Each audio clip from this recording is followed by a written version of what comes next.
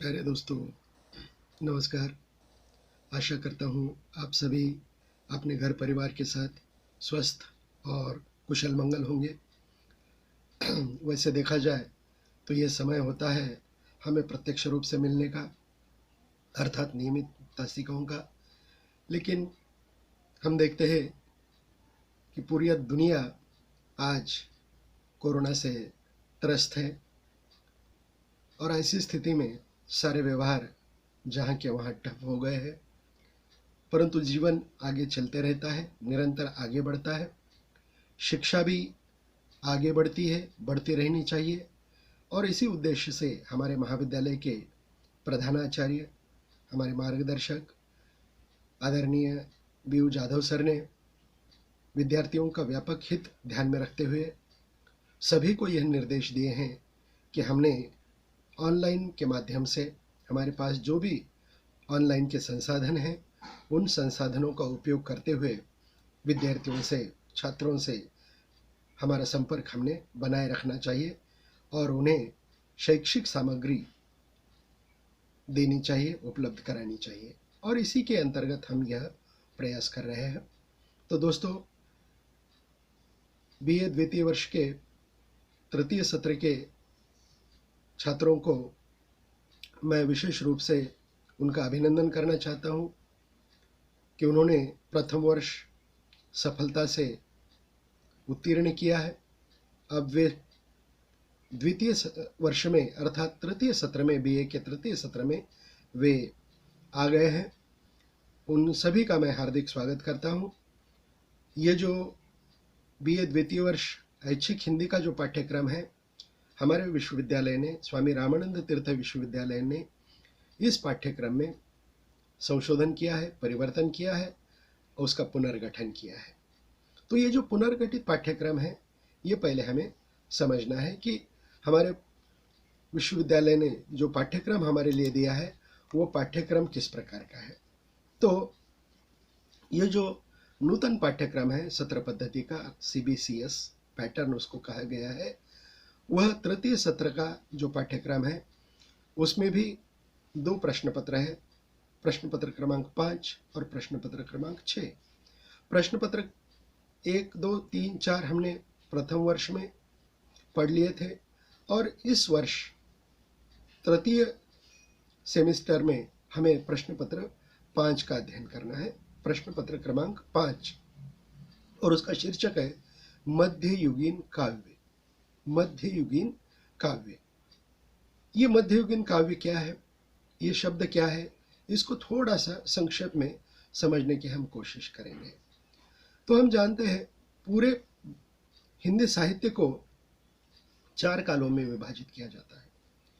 हिंदी साहित्य का लेखन जब से शुरुआत हुआ है और आज तक हिंदी साहित्य लेखन की ये जो धारा प्रवाह है, साहित्य सरिता है, ये निरंतर प्रवाहित है, निरंतर बहते चली आ रही है। तो इस पूरे साहित्य को विद्वानों ने प्रमुख रूप से 4 कालखंडों में विभाजित किया है। पहला है आदिकाल, दूसरा है भक्ति काल, तीसरा है रीतिकाल और चौथा है आधुनिक काल। तो स्वाभाविक रूप से आप कहेंगे कि ये जो मध्ययुगीन क्या है, ये जो प्रश्न है ये अपने आप में बहुत महत्वपूर्ण है। मध्ययुगीन का तात्पर्य क्या है कि इन 4 कालखंडों में जो बीच के जो 2 महत्वपूर्ण है, अर्थात भक्तिकाल और रीतिकाल, इन 2 को क्या कहा जाता है, मध्यकाल। पूर्व मध्यकाल अर्थात भक्तिकाल और उत्तर मध्यकाल अर्थात रीतिकाल, इन 2 कालखंडों को मिलाकर शब्द बना है मध्ययुगीन कविता। तो आप समझ गए होंगे मध्ययुगीन काव्य का अर्थ क्या है कि हमें कुछ भक्तिकालीन कविता का अध्ययन करना है, कवियों का अध्ययन करना है, उनकी कुछ रचनाओं का अध्ययन करना है। और वो जो दूसरा उत्तर मध्यकाल है अर्थात रीतिकाल है, वो रीतिकाल के कुछ प्रातिनिधिक कवियों का हमें अध्ययन करना है। तो आप समझ गए होंगे कि मध्ययुगीन काव्य किसे कहते हैं। बड़े संक्षेप में मैंने इस बात को स्पष्ट किया है कि हमारे हिंदी साहित्य को 4 कालों में विभाजित किया जाता है और उसके जो बीच के मध्य के जो काल है उसको कहा जाता है मध्यकाल और मध्ययुगीन साहित्य, मध्ययुगीन कविता। तो सीधे हम अपने पाठ्यक्रम की ओर मुड़ेंगे। हमारा जो पाठ्यक्रम है वो पाठ्यक्रम बहुत ही सरल और बहुत ही अच्छा पाठ्यक्रम हमारे सामने रखने की कोशिश की है। ये जो हमारा प्रश्न पत्र है कुल मिलाकर 75 अंकों का प्रश्न पत्र है। इन 75 अंकों में 50 अंक सत्रांत परीक्षा के लिए है और 25 अंक जो है वह अंतर्गत मूल्यांकन के लिए है। अंतर्गत मूल्यांकन, इंटरनल असेसमेंट, तो इसके लिए 25 अंक निर्धारित किए हैं।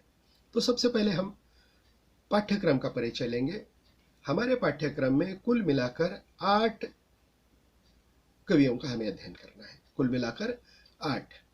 उसमें से सबसे पहले हमें अध्ययन करना है क्रमांक 1 नामदेव। जैसे कि आप जानते हैं संत नामदेव ये महाराष्ट्र के निवासी थे। हर्ष की बात है कि उनका जन्म हमारे परभनी ज़िले में, तत्कालीन परभनी ज़िले में, आजकल उनका गांव, परभनी ज़िले का विभाजन होने के बाद वह गांव हिंगोली में चला गया है। लेकिन आप सब जानते हैं कि नरसी बामनी, ये जो नरसी बामनी है, जिसको नरसी नामदेव कहा जाता है नामदेव के जन्म के कारण, यह नरसी नामदेव में उनका जन्म हुआ। और संत नामदेव की रचनाओं का हमें अध्ययन करना है। संत नामदेव ने बहुत सारी रचनाएं लिखी, खास करके मराठी में। उनके अनेक हजारों अभंग हमें दिखाई देते हैं, पद हमें दिखाई देते हैं, लेकिन उन्होंने हिंदी में भी पदों की रचना की है। तो उनमें से केवल 3 पदों का हमें अध्ययन करना है। पूरे समग्र साहित्य का हमें अध्ययन नहीं करना है, केवल 3 पद है, उन 3 पदों का हमें अध्ययन करना है। ये बात आप ध्यान में रखिए। दूसरे कवि है कबीर। आप जानते हैं कबीर को न जानने वाला, न पहचानने वाला हमें दिखाई नहीं देता। इतने महान, इतने प्रसिद्ध ये संत कवि है। उनके दोहे प्रसिद्ध है। ऐसे कबीर का, क्रांतिकारी कबीर का हमें अध्ययन करना है। और उन्होंने भी, उनका जो अगर साहित्य हम देखेंगे तो कबीर ग्रंथावली बहुत बड़ी है, लेकिन उनमें से केवल 10 दोहों का हमें अध्ययन करना है। केवल मात्र 10 दोहों का हमें अध्ययन करना है। उसके बाद तीसरे कवि है तुलसीदास। इनको भी हम सब जानते हैं, सगुन काव्यधारा के कवि माने जाते हैं। इनके द्वारा लिखा गया साहित्य भी बहुत ज़्यादा है, बहुत अधिक मात्रा में, विपुल मात्रा में हमें दिखाई देता है। लेकिन उनके साहित्य की केवल 10 दोहे और चौपाइयों का हमें अध्ययन करना है। ये बात आप ध्यान में रखिए। फिर कृष्ण भक्त धारा के प्रसिद्ध कवि सूरदास, ये भी हमारे पाठ्यक्रम में है। क्रमांक 4 चौथे कवि सूरदास। इनके केवल 3 पदों का हमें अध्ययन करना है, केवल मात्र 3 पदों का। ये बात आप ध्यान में रखिए। नहीं तो सूरदास कहेंगे तो सुरसागर, सुर साहित्य और समस्त ये इसका साहित्य का हमें अध्ययन करना है, ऐसी बात नहीं है। केवल मात्र 3 पदों का हमें अध्ययन करना है। ये बात आप ध्यान में रखिए। फिर 5वें कवि है रहीम। रहीम के दोहे प्रसिद्ध है, नीति के दोहे। तो ऐसे रहीम के दोहों का भी हमें अध्ययन करना है। तो उनके केवल 10 दोहे हैं, 10 दोहों का हमें अध्ययन करना है। उसके बाद है प्रसिद्ध क्रांतिकारी कवि, 6ठे क्रमांक पर है कवि रैदास, या जिनको हम महाराष्ट्र में रविदास कहते हैं। बड़े ही क्रांतिकारी विचारों के यह संत कवि रहे हैं। मध्ययुगीन कवियों में अत्यंत महत्वपूर्ण ये कवि माने जाते हैं। इनके भी 10 दोहों का हमें अध्ययन करना है। इसके बाद एक बहुत ही सशक्त महिला कवयित्री हमारे पाठ्यक्रम में रखी गई है 7वें नंबर पर। उनका नाम है मीराबाई। इनके 3 पदों का हमें अध्ययन करना है। संत मीराबाई के 3 पदों का हमें अध्ययन करना है। और अंत में है रीतिकाल के केवल एक कवि है, और वह कवि है कवि बिहारी। सतसैया के दोहरे जो नावक के तीर, देखन में छोटे घाव करत गंभीर।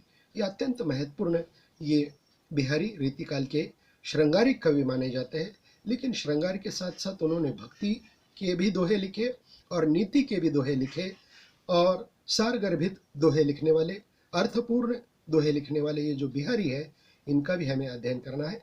तो कुल मिलाकर हमारे पाठ्यक्रम में ये बिहारी को जोड़कर 8 कवियों का हमें अध्ययन करना है। बिहारी के 10 दोहों का ही हमें अध्ययन करना है। तो इस प्रकार का हमारा ये पाठ्यक्रम है। अब बात करेंगे कि ये जो प्रश्न पत्र का स्वरूप क्या है। प्रश्न पत्र बड़ा ही सरल उन्होंने दिया है। पाठ्यक्रम का निर्धारण करने वालों ने कोई किसी प्रकार की उसमें जिसको संभ्रम की अवस्था नहीं छोड़ी है। सीधे सीधे 5 प्रश्न हैं और पहले जो 4 प्रश्न हैं वह 10-10 अंकों के लिए है। प्रश्न पहला, पाठ्यक्रम पर विकल्प के साथ दीर्घोत्तरी प्रश्न। विकल्प मतलब 2 पूछे जाएंगे और आपको 1 लिखना है और इसके लिए आपको अंक दिए जाएंगे 10 अंक। प्रश्न दूसरा, पाठ्यक्रम पर विकल्प के साथ दीर्घोत्तरी प्रश्न 10 अंक, मतलब 2 कवि पूछे जाएंगे और उसमें से आपको 1 लिखना है। तो ये अगर आपने देखा होगा प्रश्न क्रमांक 3 उसी प्रकार का है, दीर्घोत्तरी प्रश्न विकल्प के साथ 10 अंकों के लिए। प्रश्न चौथा, पाठ्यक्रम पर विकल्प के साथ दीर्घोत्तरी प्रश्न 10 अंकों के लिए। तो 40 अंकों के लिए ये 4 प्रश्न निर्धारित किए गए हैं दीर्घोत्तरी। आपको विस्तार पूर्वक इसका विश्लेषण करना है, लिखना है। फिर प्रश्न 5वां है, टिप्पणी लिखिए। टिप्पणी मतलब जिसको इंग्लिश में कहा जाता है शॉर्ट नोट। तो संक्षेप में उत्तर लिखना है आपको। ये टिप्पणियां 2 है। अ, पाठ्यक्रम पर विकल्प के साथ टिप्पणी 5 अंक और ब, पाठ्यक्रम पर विकल्प के साथ टिप्पणी 5 अंक।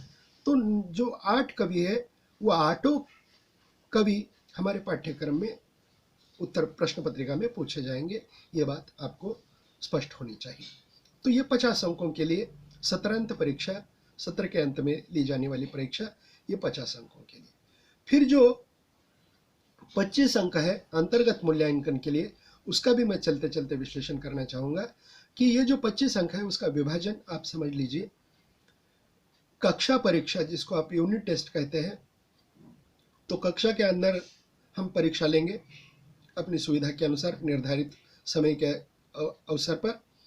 तो 1 परीक्षा आपको लेनी है और उसके लिए 10 अंक है। और आपको किसी विषय पर एक कवि को चुनकर आपको सेमिनार देना है और इस सेमिनार के लिए 15 अंक है। तो कुल मिलाकर 25 अंक है। तो हम देखते हैं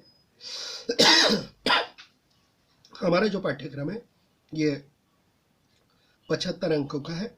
50 अंकों के लिए 17 अंक परीक्षा है और 25 अंकों के लिए यह अंतर्गत मूल्यांकन है। इस प्रकार ये जो हमारा पाठ्यक्रम है इसका संक्षेप में परिचय मैंने आपको दिया है।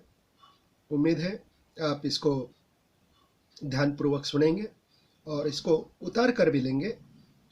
अगली दासिका में हम हमारे पाठ्यक्रम के जो पहले कवि हैं संत नामदेव, इनकी चर्चा करेंगे। अब तक के लिए धन्यवाद।